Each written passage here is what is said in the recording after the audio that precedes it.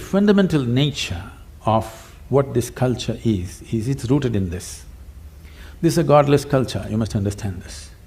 There has never been an idea of God in this country. It's an imported value, let me put this into perspective, because it upsets lots of people. We have many divine entities, many. We count some 33 million, something like that. How did all these gods come up? So, the idea, the monotheistic idea is there's a god sitting out there and doing things to you, so they believe in dictatorship. That there is somebody who determines everything. Not so in this culture. Here, there is no idea of God, but there are many divine entities. What are these entities? Generally, if you look back, the language that was used for all the deities that you have is, you're a Devi, is a yantra, always a yantra. The word yantra literally means a machine or a device or a tool. This is… we clearly know gods are our making. It is just that others have forgotten. So here we told you, your life is your karma. This means your life is your making. Hi friends, welcome to our channel Linus Sasan. You're watching here Sunil. Today I'm bringing you another video of Sadhguru. It's a very interesting video. The topic that we are going to discuss here is why Indians have so many gods. Generally this question has been asked a number of times on number of occasions, and those even from India, I think it's fine with them, but I think outside the Indian continents and our neighbors countries and even the young generation, they do always have a questions, why do we have so many gods? And that's what the question always been asked to. So even some ask very genuinely, they're really curious to know, and some even make fun out of it. So I'll tell you a story. A few weeks actually, there was a snake in the office, and then somebody said, oh, that's the god, Indian god in our office. So means it depends on, some take it at a fun, and some are really curious to know about it. So anyway, we have a Sadhguru's video for everybody who even make fun and who are curious. Let's see what Sadhguru has to say about why do we have so many gods, and let's watch this video. Okay friends, let's watch this video together, and then we will give our comments and feedback at the end. Okay, let's enjoy. Heavy play. This flute is very nice, the music is very nice. Yeah. Okay, Tukka Devi Yantra.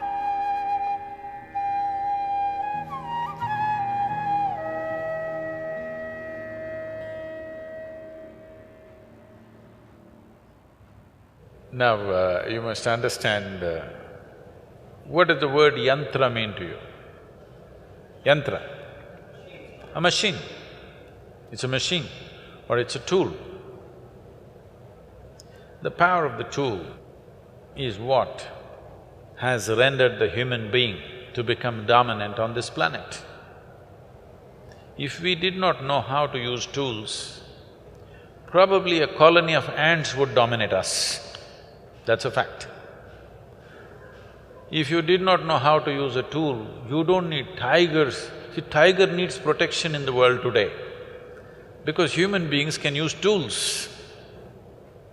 Always the imagery that people are trying to create is a tiger means that's it. But tiger needs to be saved from these puny human beings, because they can use tools. The tiger cannot use tools or does not know how to use tools.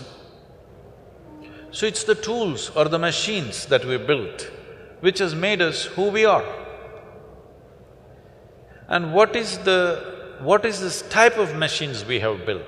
Every machine that we have built is only an extension of the existing faculties that we already have. Because I can speak, there is a microphone. There is a telephone. Because we can see, there is a microscope, there is a telescope. Because we can walk, we came up with a bicycle and every other form of locomotion. Suppose we were made like trees, rooted in one place, No. would we make bicycles, I'm asking? Yeah. Everything that we have done, every tool, every machine that we have created is only an extension of what we already can do. What you cannot see from here, you use a telescope and you're able to see something far away. Without the tool, you would not be capable of doing it. When I refer to Devi that you're talking about or Dhyanalinga as a tool, people, Devi Bhaktas will say, Sadhguru, don't say that. Devi is more than our mother. You can't say it's a tool. I said, okay, you have such a problem, you come to the ashram, 3 days you stay here, I will give you plumbing job. No spanners, no winches, no tools. You use your hands, your teeth, whatever you want. In 3 days' time, you would have lost half your fingers and teeth. After 3 days you come to me, I'll give you one spanner. Will you worship the spanner or not? This is the power of the tool. So you need to understand this. This is a godless country. But we have 33 million gods and goddesses because we know the technology of God-making. Yes? We started creating energy forms that they will function in a specific manner. And we can create energy forms which can recognize you as a person. We can create general forms which will benefit everybody, or we can create specific forms which will recognize you as a person. You know, you have heard of Kula Devatas. What this means is, it is calibrated in such a way, it'll recognize the genetic material of who you are. And it'll only work for you if you belong to that genetic material. If you're somebody else, it'll not work for you. We've gotten all mixed up and we don't understand this anymore properly, nor is it done properly, that's a different matter. But fundamentally, we can create this. Oh, this looks like real mumbo-jumbo. Well, there are any number of things that have happened in this country, but unless it gets a recognition from the West, it cannot be true, okay? You've heard of Ramanujam. Ramanujam wrote mathematical theorems a little over 100 years ago. Nobody could decipher what they are. In 2010, they found out some of the theorems that he wrote are actually describing the black holes. When he wrote this in 1910 or 1908, when he wrote this theorem, there was no concept of black hole in the scientific community, but he made a theorem for the black hole. So people asked him, he just sat down on his bed, even on his deathbed, he sat down and simply poured out mathematics. People asked, where is this coming from? He said, my Devi. All I do is appeal to my Devi and it just pours out for me. What these deities are, if they are properly consecrated, if the necessary science has gone into it, is they are windows to the existence. You can open up a certain window and access the cosmos in different dimensions. So for different aspects of life, we created different type of tools or machines. So in India, all deities are also referred to as Yantras. But then the bhakti movement came. When the bhakti movement came, a bhakta or a devotee does not care for science. His emotion is everything. So anybody who would find a stone and a chisel, they started making their own things without the necessary science behind it. So the entire thing got skewed very badly because of the bhakti movement, because that's a different kind of movement. Otherwise, then this entire process is a very profound science. It's not just you, there are thousands of people, those who have these Avigna Yantras in their homes and offices. If you listen to their stories, you won't believe things that are happening to them, because this is a powerful tool, you just have to learn to use it. If you learn to use it, it functions phenomenally well. The best thing that you can do is you transform this itself like that, but this will need some work. If you're willing to work, we can consecrate you. I can make you like a living, walking temple if you want. The easiest thing to consecrate is a living human being. But the problem with the human beings is every 2 minutes they will take a U-turn. So we are choosing stones and other material who are more reliable than you. Wonderful video as usual. There is always something that I hear from Sadhguru, which is something different that I have asked this question number of people. Of course, they have explained, but in a different way. Why I like Sadhguru's video is he says something. You don't have to be from India, or you don't have to be in that culture. You don't have to have knowledge of that literature. It is very simple. It is understandable for every generation, for everybody. It's a very simple way, and the way he explained, I think you all have received the message. What's the meaning of having so many gods in Indian culture? So there was a science behind, and even the temple that we will, it has a significant science, and also the way those temples and those stones that you're worshipping are consecrated in a manner, in a scientific manner that benefits you. Well, and there are many things that Sadhguru has even explained. I'll tell you something about the Sadhguru said India, the Bharat is a godless culture.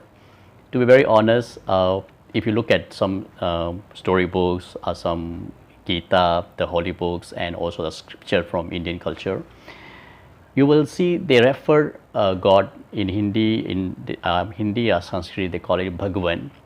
Those even visiting your house, they call them Bhagavan. If somebody they feel too much love, devotion and respect, they will call you Bhagavan.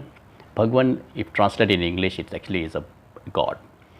So even the Indians very good in cricket, and even somebody is very good in something, they call it he's a god of that field. So like Sachin Tendulkar, they call god of cricket. So means he's somebody master in that skill. So they call god of that skill, god of that particular field. So that's how they used to refer. But probably when the invasion, people from the outside started coming, okay, there's a god, so then they start resembling, oh, okay, this is so, okay, this is our god.